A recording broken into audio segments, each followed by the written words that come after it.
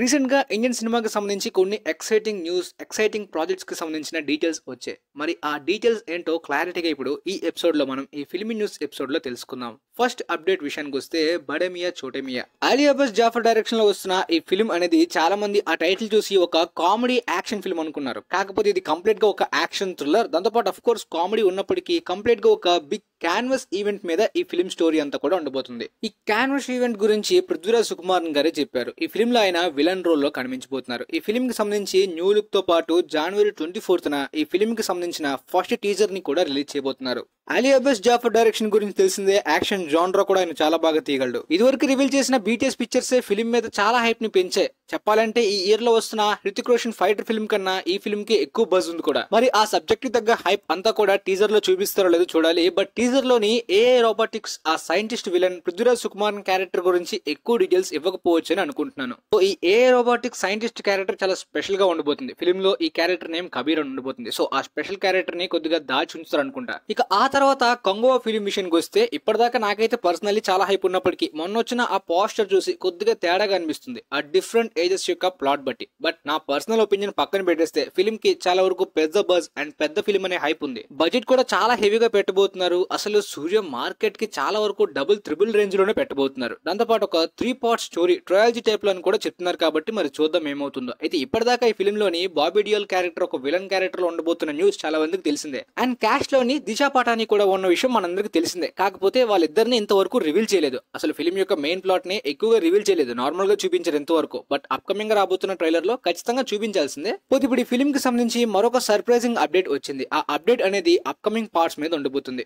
అంటే ఫిల్మ్ లోని Bobby Deol villain character లో కనిపించినప్పటికీ ఈ ఫ్యాంటసీ టైం ట్రావెల్ ఒక ఎలిమెంట్స్ ఉందనుకోండి, దాన్నే మళ్ళీ సెకండ్ పార్ట్ థర్డ్ పార్ట్ లోని కంటిన్యూ చేయలేరు కదా. అంటే ఫిల్మ్ లోని ఆ పీరియాడిక్ ఎరా మాత్రమే కాకుండా మోడర్న్ ఎరా కూడా ఉంది. అదొక్కటే ప్రాబ్లం. ఇక ఆ పీరియాడిక్ ఎరాలోనే నాకు తెలిసి బాబీ డియోల్ క్యారెక్టర్ ఆ విలన్ రోల్ లో ఉండబోతుందని అనుకుంటున్నాను. ఎంతవరకు నేను విన్నదాని ప్రకారం అయితే తమిళ్ ఏన్షియంట్ హిస్టరీని యొక్క అడాప్ట్ చేసుకునే చాలా సీన్స్ ఉండబోతున్నాయి, పీరియాడిక్ సీన్స్. బట్ మొన్న రివ్యూ అయిన ఆ మోడర్న్ ఎరా లుక్ చూడగానే మనకి ఆత్రేయ వైబ్స్ ఇస్తుంది. అంటే ఒక టైం ట్రావెల్ టైప్ లోని. పోతే ఇవన్నీ పక్కన పెట్టేస్తే ఇప్పుడు ఈ ఫిల్మ్ యొక్క మెయిన్ సర్ప్రైజింగ్ అప్డేట్ ఏంటో క్లారిటీగా చూద్దాం. ఆ సర్ప్రైజింగ్ అప్డేట్ మీకు తెలియాలంటే ఈ మొత్తం మీద ఒక క్లారిటీ రావాలని చెప్తున్నాను. ఈ ఫిల్మ్ ఎండింగ్ లోని కార్తిక్ ఆర్యన్ క్యామియో ఉన్నట్టు నిన్న సోర్సెస్ నుండి చాలా వరకు న్యూస్ అయితే బయటకు వచ్చింది. సో ఆ అప్డేట్ ఏంటంటే ఒక నెగటివ్ క్యారెక్టర్ గురించి తీసుకుంటున్నారని. కొంతమంది సెకండ్ పార్ట్ యొక్క లీడ్ గురించి అంటున్నారు. అంటే సెకండ్ పార్ట్ లీడ్ అంటే ఖచ్చితంగా ఫస్ట్ పార్ట్ లో విలన్ క్యారెక్టర్ చనిపోతే సెకండ్ పార్ట్ కు ఒక కొత్త విలన్ రావాలి కదా. సో ఆ విధంగా అనుకుంటున్నాను. బట్ విలన్ గా కార్తిక్ ఆర్యన్ ని రగ్గుడ్ లుక్ లో చూడడం కష్టం. ఎందుకంటే కంప్లీట్ గా సాఫ్ట్ హాట్ రోబ్ రొమాంటిక్ బాయ్ లాగా ఎక్కువగా ఉంటాడు. సో నాకు తెలిసి మోడర్న్ ఎరా విలన్ గానే ఎక్కువగా యూజ్ చేసుకుంటారేమో అని అనిపిస్తుంది.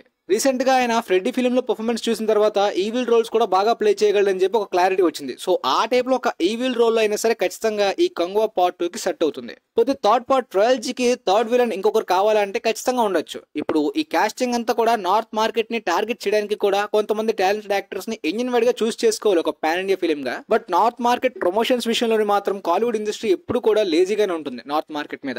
సో మరి చూద్దాం తర్వాత ఏమవుతుందనే దాని గురించి. ఇక ఆ తర్వాత అప్డేట్ విషయానికి వస్తే Shaktimaan India's most awaited super hero అని చెప్పలేను కానీ ఇండియాస్ మోస్ట్ పాపులర్ అంటే క్రిష్ కన్నా ఎక్కువగా శక్తిమాన్ ఇంపాక్ట్ అయితే ఇండియన్ సినిమా మీద, ఇండియన్ పీపుల్స్ మీద ఒకప్పుడు చాలా విపరీతంగా ఉండేది. బట్ ఇప్పుడు అది చాలా కాలం అయిపోయినప్పటికీ శక్తిమాన్ అంటే చాలా మందికి తెలిసిన క్యారెక్టరే. పోతే సోనీ వాళ్ళు గ్రాండ్ ఇయర్ గా ఒక పాన్ వరల్డ్ టైప్ లో అనౌన్స్ చేసినప్పటికీ ఎంతవరకు సరైన అప్డేట్స్ ఈ ప్రాజెక్ట్ కి సంబంధించి రాలేదు. సో చాలా అప్డేట్స్ రాకపోవడం వలన కొంతమంది మీడియా వాళ్ళు ఫిక్స్ అయిపోయింది ఏంటంటే ఈ ఫిల్మ్ అనేది షెడ్యూల్ అయిపోయింది. రీజన్ ఏంటంటే ఆల్మోస్ట్ బడ్జెట్ 550 crores వరకు పెట్టాల్సి వస్తుంది. కాస్టింగ్ గురించి వాళ్ళు సతమతం అవుతున్నారు. హృతిక్ రోషన్ అని, రణబీర్ కపూర్ అని అండ్ సౌత్ లో కూడా చాలా మంది నేమ్స్ వినిపించాయి. ఈవెన్ మిన్నల్ మురళి తర్వాత టొవినో థామస్ అనే నేమ్ కూడా చాలా ఎక్కువగా వినిపించిన విషయం మనందరికీ తెలిసిందే. సో ఇప్పుడు ఆ బడ్జెట్ హెవీగా అవుతుంది. కాస్ట్ గురించి అప్డేట్స్ రాలేదు అండ్ మూవీ టీమ్ కూడా కొద్దిగా సతమతం అవుతున్నారు వర్క్స్ లో అని చెప్పి ప్రాజెక్ట్ అంతా కూడా క్యాన్సిల్ అయిపోయిందని చెప్పి వీళ్ళు ఈ న్యూస్ ని స్ప్రెడ్ చేయడమే మనకి ఈ క్లారిటీ అనేది ఈ ప్రాజెక్ట్ మీద రావడం జరిగింది. ఎంతవరకు మనం విన్న న్యూస్ లోని శక్తిమాన్ కాస్టింగ్ లోని ఎక్కువగా వినబడిన పేరు రణ్వీర్ సింగ్. ఎందుకంటే రణ్వీర్ సింగ్ సూపర్ హీరోగా చాలా వరకు ఇంతకు ముందు ఒక ప్రాజెక్ట్ ని సూపర్ హీరో ప్రాజెక్ట్ ని ప్లాన్ చేసుకున్నారు ఇండియాలోని. బట్ దాని గురించి ఎలాంటి అప్డేట్స్ లేవు అండ్ ఈ ప్రాజెక్ట్ కూడా ఆ విధంగానే క్యాన్సిల్ అయిందని అనుకున్నారు. అండ్ బడ్జెట్ పక్కన పెడితే దీన్ని ఒక ట్రయల్జీలో కూడా ప్లాన్ చేసుకున్నారు. డైరెక్టర్ అయితే మిన్నల్ మురళి తర్వాత డైరెక్ట్ గా ఇక బసిల్ జోసెఫ్ నే కన్ఫర్మ్ చేశారు. అవును గైస్, ఈ న్యూస్ మీకు తెలుసో లేదు తెలియదు కానీ బసిల్ జోసెఫ్ అయితే ఈ ప్రాజెక్ట్ డైరెక్టర్ గా తీసుకున్నారు. అన్డౌటెడ్లీ రీసెంట్ టైమ్స్ లో వచ్చిన బెస్ట్ సూపర్ హీరో ఫిల్మ్ గా మిన్నల్ మురళిని చాలా మంది అప్రిషియేట్ చేశారు. సీక్వెల్ కూడా రాబోతుంది దానికి. పోతే ఇప్పుడు ఆ ఫిల్మ్ అనేది ప్రాజెక్ట్ అనేది హోల్డ్ లో ఉంచారు బడ్జెట్ ప్రాబ్లమ్స్ అని చెప్పి. లెట్ సినిమా అనేవాడు ట్విట్టర్ లోని ట్వీట్ వేశాడు. సో వెంటనే దానికి సంబంధించి సోనీ హెడ్ లాడర్ సింగ్ ఇన్స్టాలోని స్టోరీ పెట్టారు. శక్తిమాన్ అయితే ఆన్ లో ఉంది, నేను ఒకప్పుడు ఎక్స్ జర్నలిస్ట్ గానీ ఇలాంటి ఫేక్ ట్వీట్స్ అయితే మాత్రం సోర్స్ లేకుండా అస్సలైనని చెప్పి ఆయన మీద కోపమయ్యాడు.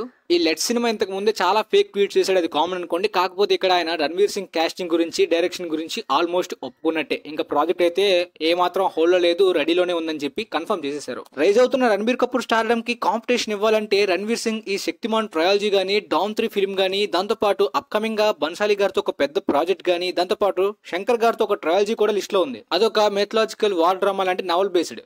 ఈ విధమైన అప్కమింగ్ లిస్ట్ తోటి తన కెరీర్ ని ఆల్మోస్ట్ రణ్బీర్ కపూర్ స్టార్డమ్ కి మార్కెట్ కి ఒక కాంపిటేటర్ గా అప్కమింగ్ జనరేషన్ కి యూజ్ అవుతుంది. మరి చూడాలి ఎంతవరకు ఈ శక్తిమాన్ ప్రాజెక్ట్ యొక్క అప్కమింగ్ అప్డేట్స్ వస్తాయో.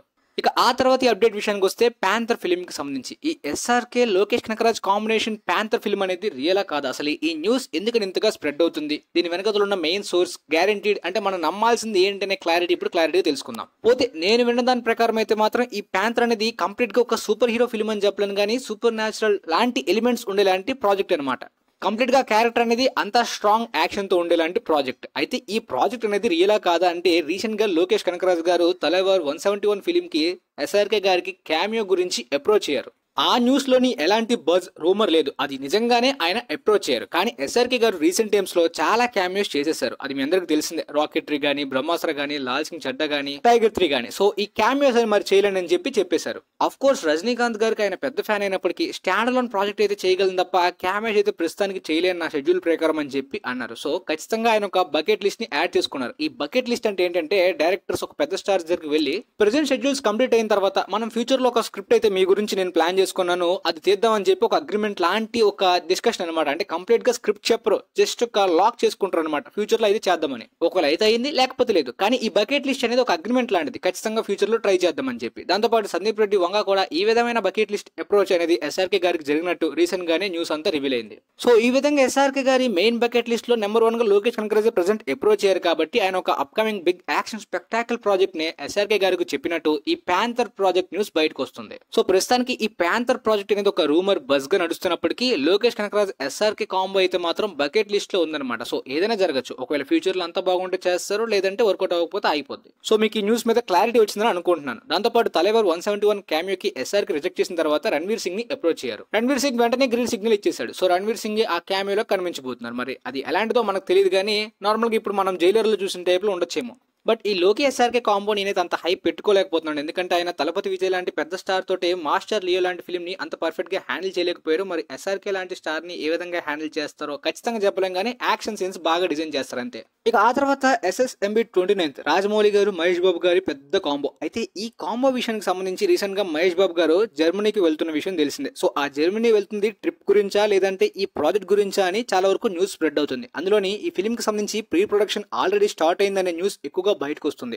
ఎప్పుడైతే ఈ న్యూస్ బయటకు వస్తుందో అప్పుడే విజయేంద్ర ప్రసాద్ గారు ఈ ఫిల్మ్ కి సంబంధించి స్క్రిప్ట్ వర్క్ అంతా కంప్లీట్ అయిపోయిందని చెప్పడం. సో ఇక అది ఫిక్స్ అయిపోయారు అందరూ, ప్రీ ప్రొడక్షన్ వర్క్ స్టార్ట్ అయిపోతుందని. సో జర్మనీకి ఒక టెక్నికల్ టీమ్ ని కలవడానికి మహేష్ బాబు గారు వెళ్తున్నట్టు అండ్ రాజమౌళి గారు ముంబైకి వెళ్తున్నట్టు, అంటే నార్త్ స్టార్స్ యొక్క కాస్టింగ్ డీటెయిల్స్ గురించి కనుక్కుందామని చెప్పి. ఇప్పటి వరకు దీపికా పడుకునే ఫిల్మ్ లోని లీడింగ్ యాక్ట్రెస్ అనే బజ్ రూమర్స్ ఎక్కువగా రావడం మనందరం వినేదే. ఒక ఇండియన్ యాక్ట్రెస్ తో పాటు ఫారెన్ యాక్ట్రెస్ ని కూడా తీసుకుంటున్నట్టు కూడా న్యూస్ వచ్చింది. అందులోని ఇండోనేషియన్ యాక్ట్రెస్ అయిన చెల్సా ఇస్లాని తీసుకుంటున్నట్టు రీసెంట్ గా ఎక్కువ న్యూస్ వస్తుంది. దాంతో పాటు బడ్జెట్ ఆల్మోస్ట్ 1000 కోట్లు పెట్టబోతున్నట్టు కూడా న్యూస్ మీరు ఇదివరకు విని ఉంటారు. కాకపోతే ఇందులో చాలా వరకు న్యూస్ అంతా కూడా ఫేక్ అని రీసెంట్ గానే తెలిసింది. రాజమౌళి గారు బడ్జెట్ గురించి మనందరికి తెలిసిందే, ఎప్పుడు కూడా పెంచుకుంటూ పోతుంటారు. ట్రిపుల్ ఆర్ కి ఆల్మోస్ట్ 550 crores పెట్టిన ఆయన దీనికి ఒక డబుల్ పెంచలేరా అనే డౌట్ కూడా మీకు రావచ్చు, ఎందుకంటే పాన్ వరల్డ్ గా కదని చెప్పి. కానీ ఇంతవరకు ఎలాంటి పాన్ వరల్డ్ కంపెనీ తోటి కూడా ఆయన కొలాబరేట్ అయినట్టు న్యూస్ రాలేదని రీసెంట్ గానే తెలిసింది.